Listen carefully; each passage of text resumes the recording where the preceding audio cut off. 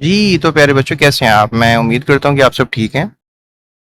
तो प्यारे बच्चों आज की वीडियो में हम बात करेंगे आपसे chapter number 5 states and phases of matter, ठीक है? और इसकी जो क्विक चेक्स हैं ना सारे वो हल करेंगे, टोटल 10 हैं मेरे ख्याल से।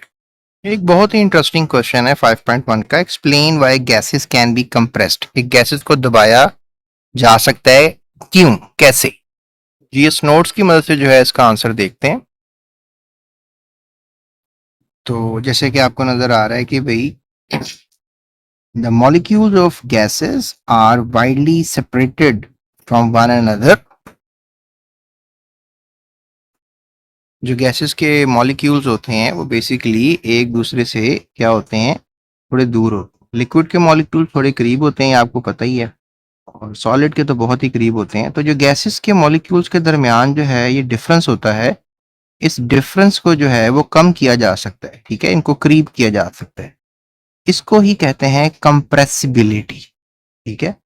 इसको क्या कहते हैं? कंप्रेसिबिलिटी।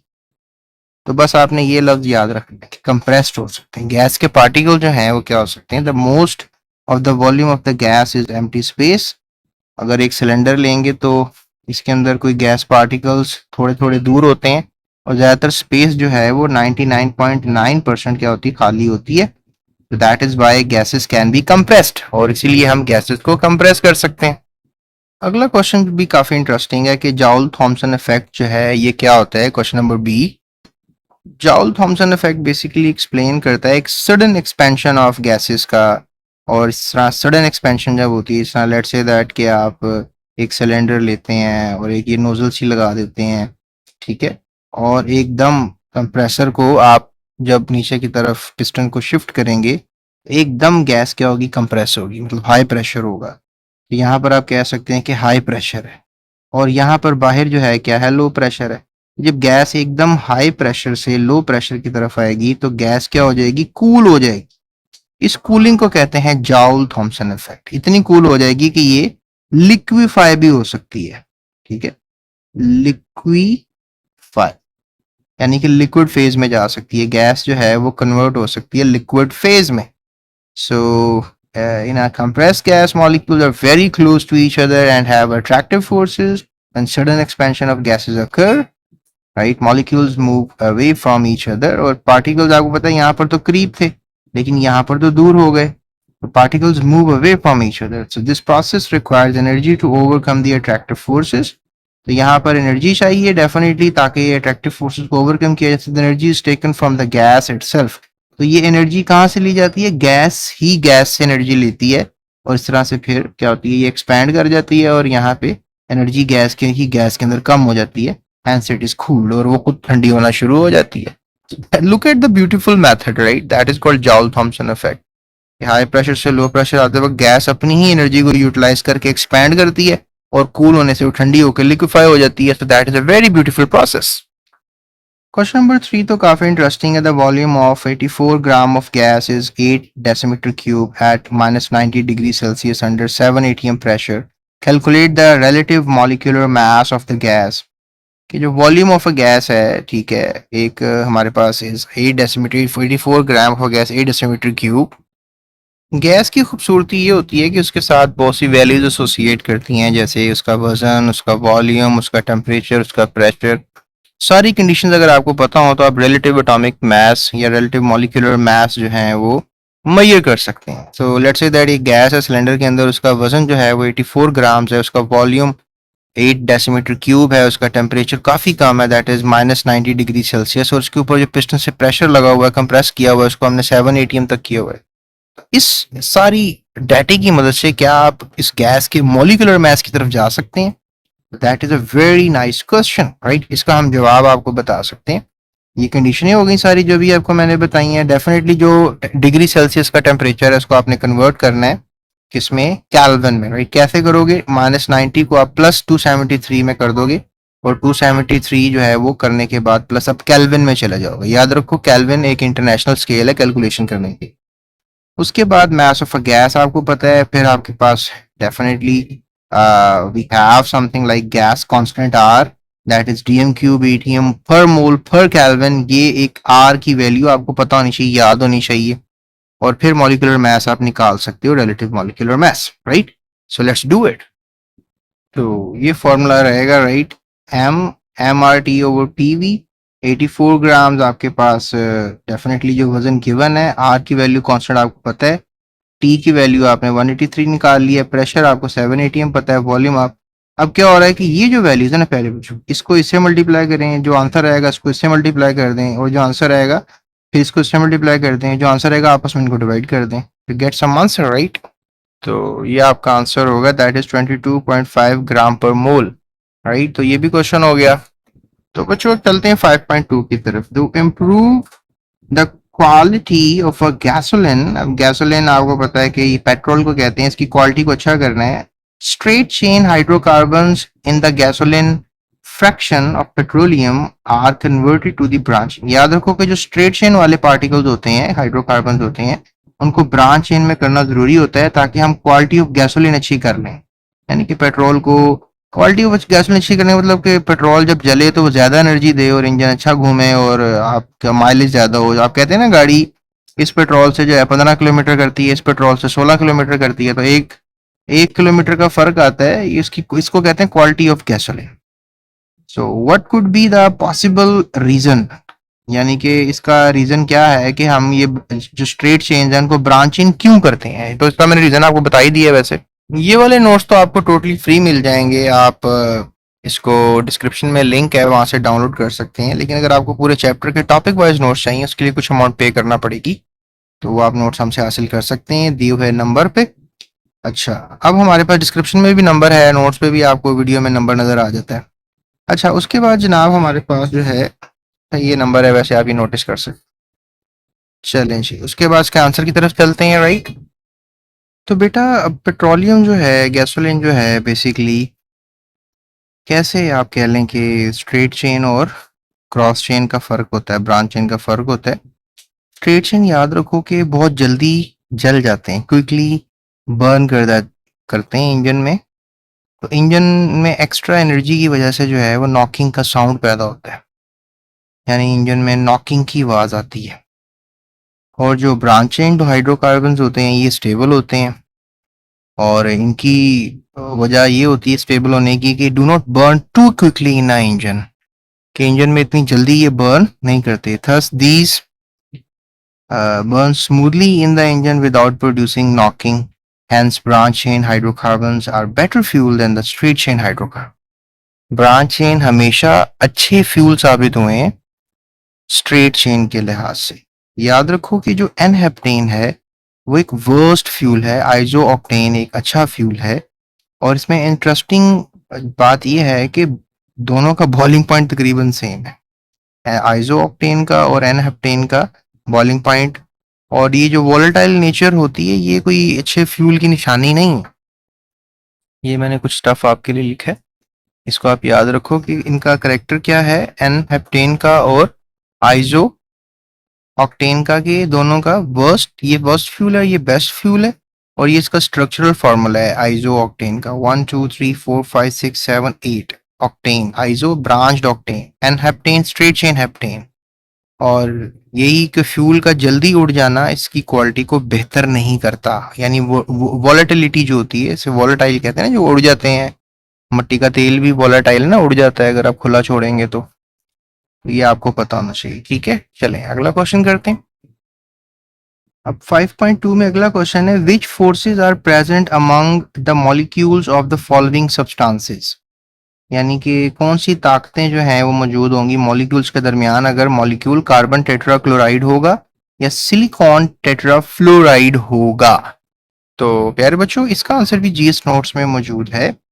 ये जो कार्बन टेट्राक्लोराइड है, ये सिलिकॉन टेट्राफ्लोराइड है, ये टेट्राहीड्रल सिमेट्रिकल मॉलिक्यूल्स हैं। टेट्राहीड्रल इनकी शेप होगी, याद रखें टेट्राहीड्रल होता है जैसे पिरामिड नहीं होते, मिस्र के पिरामिड, इजिप्ट के जो पिरामिड्स हैं, अहराम मिस्र, उस तरह का स्ट्रक्चर हो तो उसे हम कहते हैं tetrahedral. So they have polar bonds, तो इनमें पोलर बॉन्ड्स होते हैं, याद रखो, but there net dipole moment is zero. मतलब they do have a structure called the polar bond kind of a structure, लेकिन इनका dipole moment जीरो होने की वजह से ये non polarity behave करते हैं, so they are non polar molecules.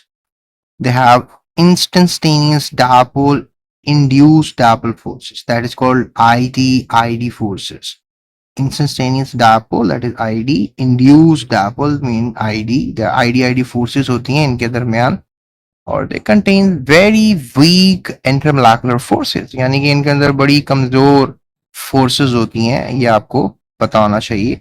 और चूंकि नॉन पोलर है ना, एक इंस्टेंट के लिए एक दूसरे के जब करीब आएंगे तो they can make some forces, लेकिन अगर दूर चले जाएंगे तो इनमें कोई अट्रैक्शन नहीं होगी। करीब आने पे पोलराइजेबिलिटी की वजह से इनके अंदर अट्रैक्शन होगी, नहीं तो they are very fine, they are non polar, right. Tetrahedral symmetry, ये बातें याद रखनी है। तो बच्चों अगला क्वेश्चन भी काफी इंटरेस्टिंग है कि सी क्वेश्चन है, differentiate ID and PD forces with examples. Very nice word, ID PD. तो आईडी एंड पीडी फोर्सेस। अच्छा, आईडी का मतलब अभी बताया था, ID in instantaneous dipole induced dipole forces and permanent dipole forces PD. ID.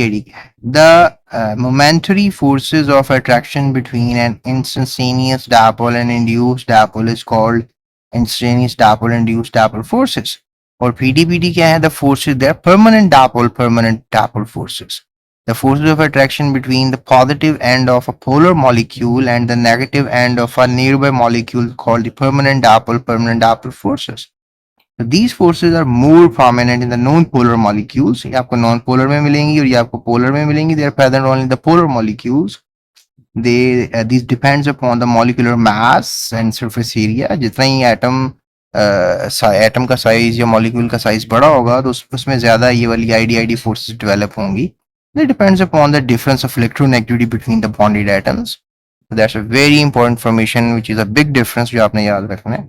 Example पूछी थी उन्होंने, तो ID forces present among the molecules of halogens. आप हैलोजेंस में आईडी फोर्सेस नजर आएंगी आपको. लेट्स से दैट अभी हमने I2 का स्ट्रक्चर अगर पढ़ा हो तो इनके दरमियान जो हैं वो आपको मिलेंगी आईडी फोर्सेस, और इसके अलावा हमारे पास पीडी फोर्सेस जो हैं ये मिलेंगी आपको HCl मॉलिक्यूल्स में, राइट. HCl मॉलिक्यूल के अंदर आपको मिलेंगी पीडी फोर्सेस, और इनमें आपको they bigger kind of molecules and they do develop polarisability. बड़े होने की वजह से जो है जब ये करीब आते हैं they really go for kind of dipole. यहाँ पे पार्शियल पॉजिटिव और partial negative, partial positive, partial negative, इस तरह चार्ज डेवलप हो जाता है, राइट. जी तो बच्चों 5.3 काफी इंटरेस्टिंग लग रही है. ये क्वेश्चन है, can the CHF3 molecule that is carbon hydrogen trifluoride molecule make a hydrogen bond. ये हाइड्रोजन बॉन्डिंग बनाता है. क्यों बनाता है ये हाइड्रोजन बॉन्डिंग, ये सवाल है. देखो बच्चों, हाइड्रोजन बॉन्डिंग का असूल ये होता है कि ये डायपोल फोर्सेस होती हैं, that is DP forces, and there permanent dipole forces, that PD forces, याद रखिएगा. और ये स्ट्रॉन्ग डायपोल फोर्सेस होती हैं, ऐसा स्ट्रॉन्ग भी होती हैं.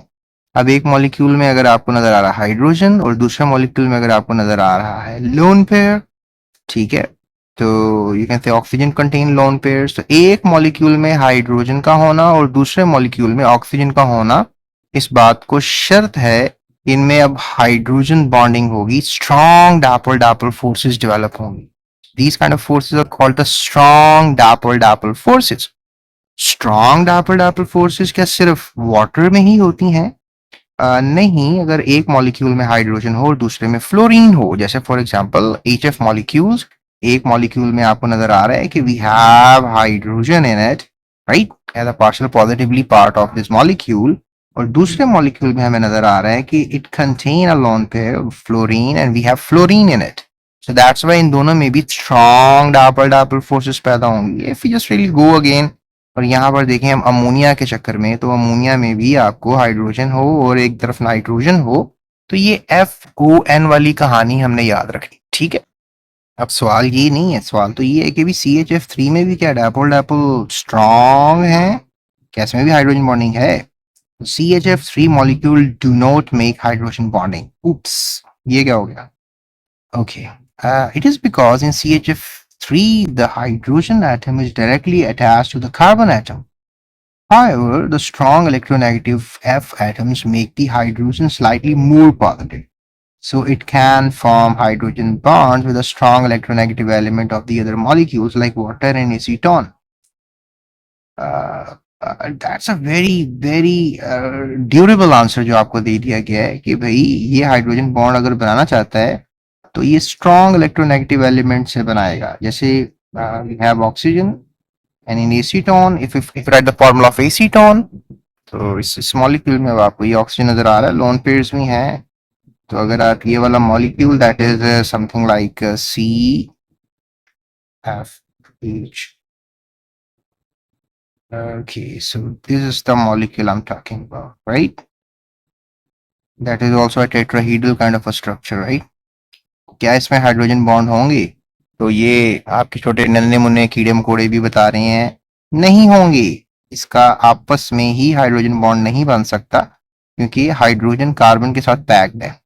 लेकिन हाँ, अगर ये मॉलिक्यूल दूसरे मॉलिक्यूल के साथ आए, मतलब एक मॉलिक्यूल में हाइड्रोजन दूसरे मॉलिक्यूल में ऑक्सीजन हो, तब इनके दरमियान हाइड्रोजन बॉन्डिंग हो सकती है। सेल्फ मॉलिक्यूल्स के अंदर हाइड्रोजन बॉन्डिंग नहीं हो सकती। Can ACHF3 molecule make hydrogen bond? तो हाँ, बनाता भी है और नहीं भी बनाता। इसमें क्या जवाब बताया था कि CHF3 molecule do not make hydrogen bonds with each other. Okay, और इसलिए है क्योंकि कार्बन ने उसको थोड़ा सा तंग किया हुआ है और उसकी इलेक्ट्रोनेगेटिविटी जो है हाइड्रोजन की इतनी ज्यादा है नहीं, जिस वजह से कार्बन ने और फ्लोरीन ने मिलकर उसकी इलेक्ट्रोनेगेटिविटी को इलेक्ट्रोपॉजिटिविटी में कन्वर्ट कर दिया। सो दूसरे मॉलिक्यूल्स के साथ तो वो बना पाता है, ये बस आपने याद रखना है, ठीक है? ओके, सो अगला क्वेश्चन है show B question, show a hydrogen bond between two molecules of ethanol. Okay, अब हाइड्रोजन बॉन्ड हमने इथानोल मॉलिक्यूल में शो करना है प्यारे बच्चों। तो जनाब ये रहा हाइड्रोजन बॉन्ड जो कि हमने शो कर दिया है दो इथानॉल मॉलिक्यूल्स के दरमियान, और आपने ऐसे ही याद करना है, ठीक है? आपने फॉर्मूला पढ़ा होगा ना, C2H5OH। ये रहा C2H5 और इसका ऑक्सीजन के साथ बॉन्ड है और फिर इसका हाइड्रोजन के साथ बॉन्ड है, लोन पेयर्स हैं। Look at that's a hydrogen bond between the two ethanol molecules, right? चलें, अब साथ ही हम अगला क्वेश्चन भी कर लेते हैं।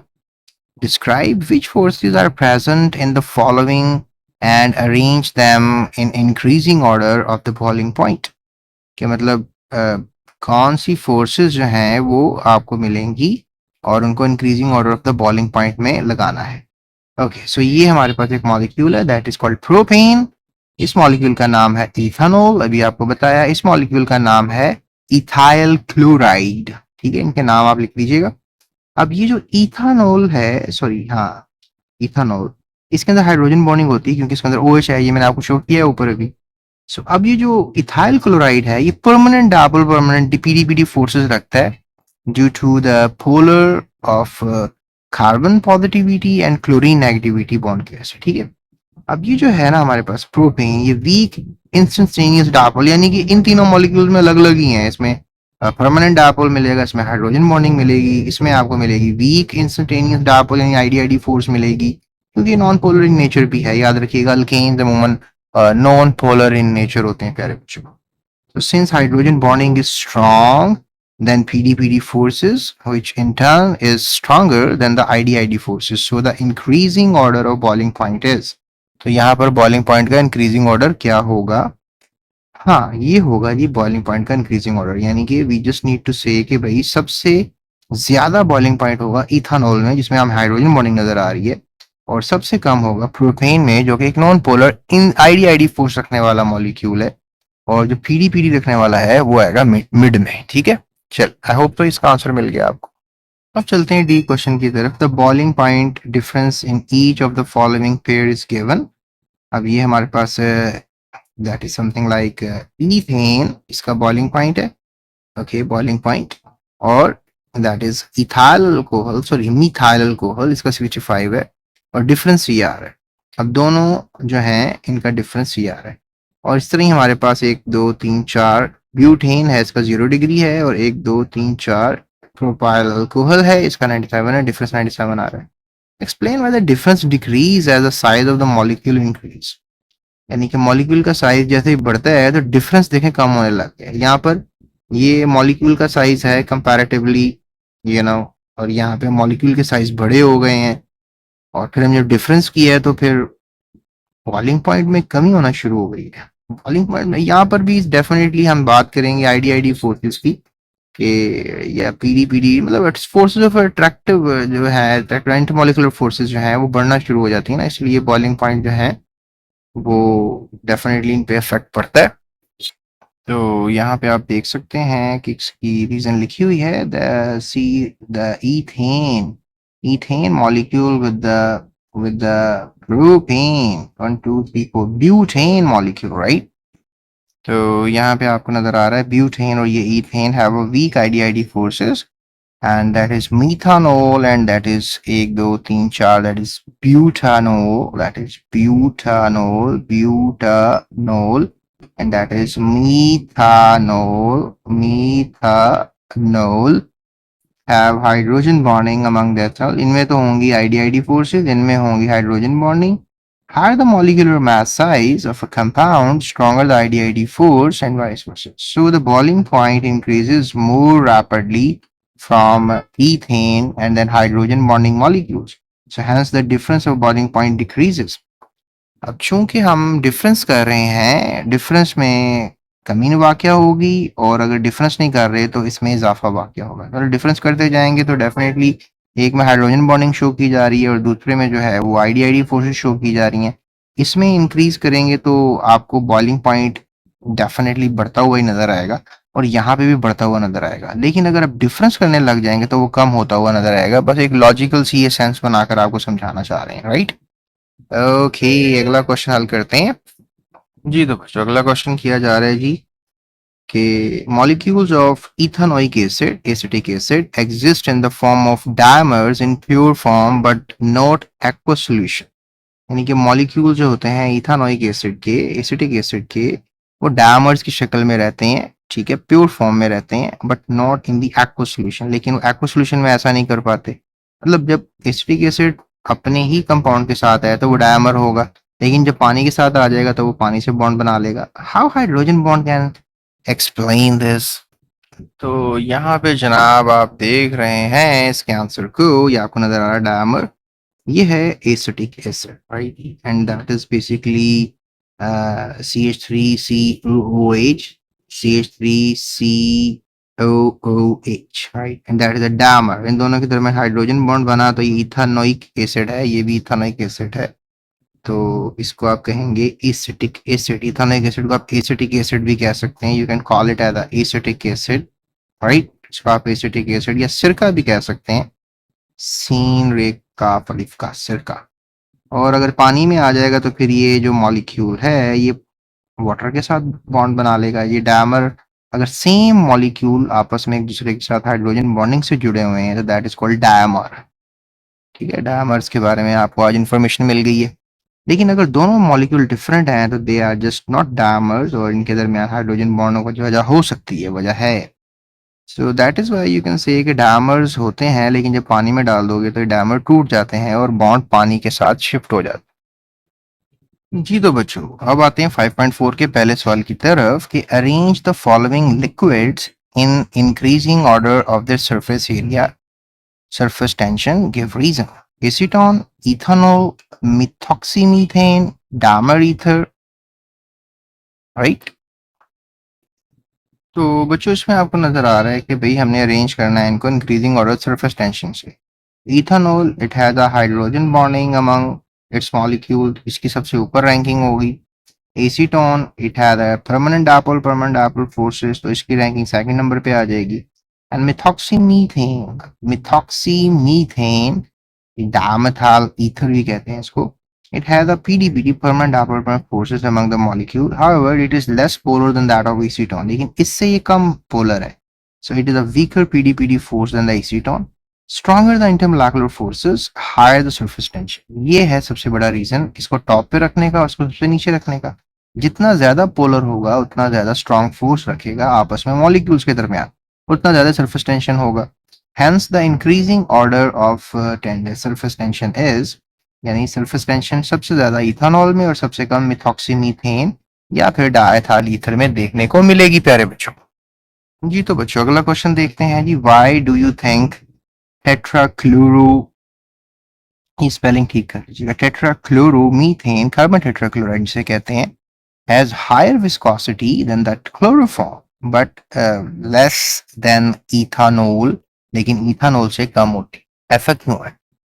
तो बच्चों देखो इसका जवाब ये है कि अगर हम देखें इसको कि जो विस्कोसिटी का ऑर्डर है कि हम टेट्राक्लोरोमीथेन या कार्बन टेट्राक्लोराइड की हायर विस्कोसिटी समझते हैं क्लोरोफॉर्म से, इसकी डेफिनेटली कार्बन टेट्राक्लोराइड की जो विस्कोसिटी है वो क्लोरोफॉर्म से ज्यादा है, लेकिन इथानॉल से कम है। तो इथानॉल से कम है और कार्बन टेट्राक्लोराइड की विस्कोसिटी क्लोरोफॉर्म से जो है वो ज्यादा है। ठीक है, इसमें हाइड्रोजन बॉन्डिंग, अल्कोहल्स में हाइड्रोजन बॉन्डिंग होती है, बस आपने ये बहुत बड़ा हिंट दे रहा हूँ, याद रख। अब क्लोरोफॉर्म है दैट इज CH3, इसकी पीडीपीडी फोर्सेस होती हैं, मतलब परमानेंट डायपोल्स होते हैं, so these are weaker than the hydrogen bond. अब ये हाइड्रोजन बॉन्ड से पीडीपीडी फोर्सेस कमजोर होती हैं, याद रखिए। कार्बन टेट्राक्लोराइड भी नॉन पोलर है, however its mass is higher than that of CH3, इसका मास ज्यादा ही है इस पार्टिकल से, so it is higher viscosity than the CH3, यानी कि ये क्लोरोफॉर्म से थोड़ी सी हायर विस्कोसिटी रखेगा due to the greater London dispersion forces. ठीक है, इसमें होंगी लंडन डिस्पर्जन फोर्सेस, किसमें? Carbon tetrachloride. तो डिक्रीज ऑर्डर विस्कोसिटी क्या होगा? तो ये सबसे ज्यादा विस्कोसिटी, सबसे कम विस्कोसिटी इसमें देखने को मिलेगी। ठीक है, अब आप मुझे कमेंट सेक्शन में वैसे विस्कोसिटी के बारे में और भी कुछ इन्फॉर्मेशन अगर दे सकते हैं तो it will be very appreciated, right? जी तो बच्चों अब चलते हैं हम आपके सी क्वेश्चन की तरफ। The viscosity of honey is higher than that of water. Honey की विस्कोसिटी ज्यादा होती है, पानी की कम, क्यों होती है? Explain why. देखो बच्चों, जो हनी है यानी कि शहद है, the stronger the intermolecular forces the greater the viscosity, ये सबसे बड़ा हिंट मैंने आपको आज दे दिया है। Honey has a strong hydrogen bonding among these molecules, while water has relatively weak hydrogen bonding. Hence, viscosity of honey is higher than that of water. ठीक है, हनी की जो विस्कोसिटी है वो ज्यादा इसलिए होती है क्योंकि उसकी हाइड्रोजन बॉन्डिंग जो है वो ज्यादा होती है। चलें जब डी क्वेश्चन देखते हैं जी, which of the following is more viscous, glycerine और हेक्सेन? ये तो सर विस्कस पे और a kind of a topic which is talking about all the time, viscosity and surface tension, ये दो टॉपिक्स को लेकर इस सेल्फ असेसमेंट या क्विक चेक में जो है 5.4 में जिक्र किया जा रहा है, और आई होप कि काफी आपको फायदा हुआ होगा। So let's talk about it. अब हमारे पास ग्लिसरीन, आपने पहली दफा ये फार्मूला देखा होगा, और हेक्सेन, हेक्सेन का फार्मूला ये है। इसका स्ट्रक्चरल फार्मूला आपको आना चाहिए, वैसे ये स्ट्रक्चरली बना हुआ है, इसका भी स्ट्रक्चरल बनाना आना चाहिए। So if we just really talk about it, the strong the intermolecular forces, the greater the viscosity, तो मैंने बता दिया आपको। Glycerine has strong hydrogen bonding among its molecule due to the 3 OH groups, while hexane has weak IDID forces, hence glycerine is more viscous than that of hexane। बस अब ये आपने याद रखना है कि विस्कोसिटी की गेम सारी इंटरमोलिकुलर फोर्सेस पे होती है। अल्कोहल्स में इंटरमोलिकुलर फोर्सेस ज्यादा होती हैं, इसमें क्योंकि होती नहीं इतनी ज्यादा, इसमें फिर होंगी induced dipole, instantaneous and what do you call that forces? Instantaneous forces, instantaneous dipole, induced dipole forces, very kind of difficult thing जो मैं आपको बता रहा हूँ, बहरहाल आपको भी याद हो ही गया होगा। ओके सो चलते हैं हम 5.5 की तरफ। जी तो बच्चों 5.5 में क्या कहा जा रहा है कि क्वेश्चन नंबर ए है, which of the liquid is in each of the following pair has a higher vapour pressure? Alcohol, glycerine, petrol, kerosene, mercury and water.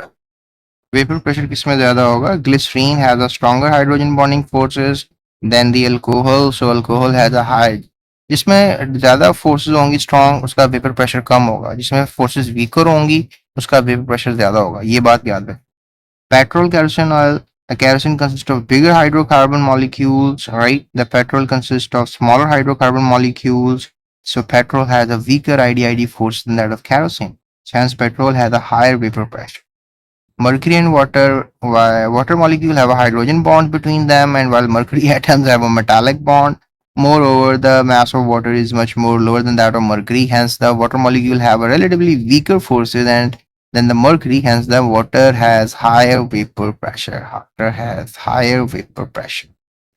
Okay, let's talk about the B question. Which one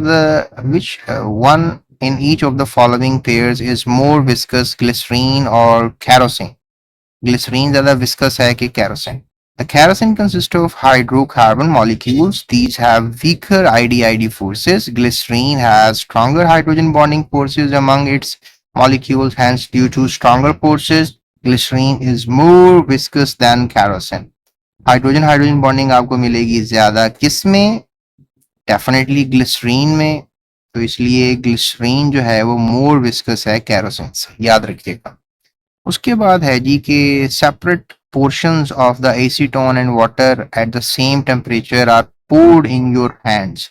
यानी कि हमने acetone और पानी को रखा है हाथ पे. Acetone feels colder. जब आप अपने हाथ पे स्पिरिट वगैरह लगाते हैं ना हाथ पे जब आप, तो आपको पता है कि वो एकदम उड़ जाती है. तो एसीटोन भी ऐसा ही होता है, वोलेटाइल लिक्विड होता है. Account this in term of protective forces. Water molecules have a hydrogen bond between them. Acetone molecules have a PD-PD forces between them. So PD-PD forces are weaker and hydrogen bonding are stronger. So therefore acetone evaporates faster than the water. Hence the faster evaporation causes acetone causing more cooling. जो ज्यादा आपकी हाथ से evaporate जल्दी करेगा वो ज्यादा cooling करेगा. यहाँ अगर पानी है और यहाँ पर एसीटोन है तो यहाँ पर कूलिंग फील होगी, यहाँ पर नहीं होगी क्योंकि यहाँ पे वाटर था और यहाँ पे एसीटोन है. So that is going to be a difference. उसके बाद क्वेश्चन किया जा रहा है जी, at low temperature why does evaporation get faster at higher temperature? यानी एवेपोरेशन टेम्परेचर बढ़ने से ज्यादा क्यों हो जाती है? कम टेम्परेचर पर मॉलिक्यूल की काइनेटिक एनर्जी कम होती है, तो टेम्परेचर इंक्रीज होता है तो काइनेटिक एनर्जी भी बढ़ जाती है मॉलिक्यूल्स की. तो फिर मॉलिक्यूल्स एक दूसरे के साथ चिपकना बंद करते हैं और उड़ के अलहदा होना और भाग जाना पसंद करते हैं high temperature. Hence evaporation gets faster on the higher temperature. उसके बाद क्वेश्चन है ये, why do we feel cool near the bank of a river? यानी कि हम जब दरिया के किनारे बैठते हैं तो हमें ठंडक क्यों महसूस होती है? At the high energy water molecules evaporate from the surface of the river water, leaving behind low energy molecules. So the temperature of the river water decreases. As a result, heat from the bank of the river flows to the river water. So the bank of the river also becomes cool and this feel be cool near the bank of the river. यानी कि जो heat है वो water सारी absorb कर लेता है heat. तो डेफिनेटली जब हीट कम हो जाएगी और वही हवा जब आपसे पानी की सरफेस से होती हुई आपको आके टकराएगी तो वो तो ठंडी होगी. So that is the major reason कि हीट पानी खींच लेता है अपनी तरफ. तो इसलिए आपको दरिया के किनारे बैठकर ठंडक महसूस होगी प्यारे. ठीक है, चलते हैं 5.6 की तरफ. तो बच्चों 5.6 क्वेश्चन किया जा रहा है जी, why food cooking is difficult in the areas with the high altitudes? यानी कि जहां पर हम ऊपर जाते हैं, पहाड़ों पर जाते हैं, तो पहाड़ों पर जाकर कुकिंग करना इतनी मुश्किल क्यों हो जाती है? इसके पीछे सबसे बड़ी वजह है कि हाई ऑल्टीट्यूड्स पर जाकर एटमॉस्फेरिक प्रेशर जो है वो कम हो जाता है. क्योंकि डेफिनेटली आप टेक्निकली चेक करें, ये अब हाई ऑल्टीट्यूड, ठीक है, और अर्थ आपको पता है गोल है. ओके, अब यहाँ पर देखें ये एटमॉस्फेयर है यहाँ पे जब आप जमीन पे हैं. ओके, अब यहाँ पे आप पहाड़ पे आ गए हैं, यहाँ पर एटमॉस्फेयर क्या रह गया? कम रह गया ना. तो यहाँ पर प्रेशर क्या होगा? कम. और यहाँ पे प्रेशर क्या होगा? ज्यादा. यही फर्क होता है. जब प्रेशर कम होगा, high altitude atmospheric pressure is lower, यहाँ पे प्रेशर कम होगा. Thus water boils at lower temperature, और पानी बहुत जल्दी बॉयल कर देगा. It boils at 98 degree. So Murree hills इस प्रेशर, एक एटीएम के करीब प्रेशर, मतलब एक एटीएम नहीं है, 0.92 हो गया. Thus water boils at lower temperature and has lesser energy. और जल्दी बॉयल कर जाता है, उसके अंदर एनर्जी भी कम होती है. Hence cooking takes more time, इसलिए पकने में टाइम ज़्यादा लगेगा. यानी कि जहाँ पर जो गैस इस्तेमाल हो रही है लाहौर में और वही किलो और वहां पर फर्क पड़ेगा, कोई 1 किलो से ज्यादा गैस इस्तेमाल होगी वही हांडी बनाने में जो आप लाहौर में बना रहे हैं या मरी में बना रहे हैं। ये भी बात होती है जनाब, ये कभी सोचा नहीं होगा। अगला सवाल, food कुक्स faster in a pressure cooker, explain. कि आप प्रेशर कुकर में खाना जल्दी कैसे बना ले। A pressure cooker is closed container. The vapor of water formed is not allowed to escape. So it exerts more pressure on the water surface in the cooker. Thus, the boiling temperature increases as more heat is absorbed in water. Food is cooked quickly under increased pressure. ठीक है जी। यानी कि जब pressure बढ़ जाता है pressure cooker के अंदर तो फिर उस प्रेशर ज्यादा से जो फूड है उसके अंदर वाटर मॉलिक्यूल अंदर चले जाते हैं और जल्दी जल्दी से कुकिंग कर देते हैं। उसके बाद क्वेश्चन किया जा रहा है जनाब कि why is the boiling point of water 100 degree Celsius higher than that of ethanol 78। Boiling point यहाँ पर 100 है, इथेनॉल का 78 है। Although the both have hydrogen bond, इसमें भी हाइड्रोजन बॉन्ड होता है वाटर में और इथेनॉल में भी हाइड्रोजन अल्कोहल है ना, हाइड्रोजन बॉन्ड होता है। It is because ethanol molecules can make only one hydrogen bond per molecule. अब hydrogen molecule ethanol to ethanol एक ही बनेगा, लेकिन पानी 4 बना लेता है। यानी कि इथेनॉल मॉलिक्यूल जो है वो इथेनॉल के साथ तो सिर्फ एक ही हाइड्रोजन बॉन्ड बना पाएगा ना। सो C2H5 और just here. Okay okay, we have to take what over. ये हो गया पार्शियल पॉजिटिव, ये हो गया नेगेटिव, अट्रैक्ट करेगा पार्शियल नेगेटिव लाइक दिस। ठीक है जनाब, ये हो गया नेगेटिव, ये हो गया पॉजिटिव और ये हो गया आपका C2H5। लेकिन पानी के केस में ये होता है कि पानी के केस में यहाँ पे होते हैं लोन पेयर्स और यहाँ पे होता है हाइड्रोजन और ये हाइड्रोजन अट्रैक्ट करता है ऑक्सीजन को, यहाँ से बन गया एक वाटर मॉलिक्यूल।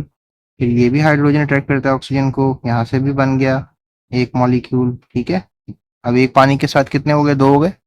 और यहाँ से भी अट्रैक्ट करता है हाइड्रोजन को, हाइड्रोजन ऑक्सीजन के साथ अटैच होता है और यहाँ से भी अट्रैक्ट करता है हाइड्रोजन को और हाइड्रोजन अटैच होता है किसके साथ, ऑक्सीजन के साथ। सो एक वाटर मॉलिक्यूल ने देखें 4 वाटर मॉलिक्यूल्स को ऑक्यूपाई कर ले, इसलिए ये hydrogen bonding need some more energy ताकि ये सारे मॉलिक्यूल छोड़ छोड़ के जाएं। यहाँ पर झुंड होता है और यहाँ पर मुंड होता है। So in water, 2 hydrogen bonds per molecules are formed, and because of 2 hydrogen bonds atoms, the lone pairs of electrons, hence due to the presence of extensive hydrogen bonding, 2 lone pairs ने बना लिए, 2 hydrogen ने बना लिए, total 4 hydrogen bond. आइए पानी की ice का स्ट्रक्चर या वाटर का स्ट्रक्चर, अगर आइस हो तो टेट्राहीड्रली पैक होती है आइस।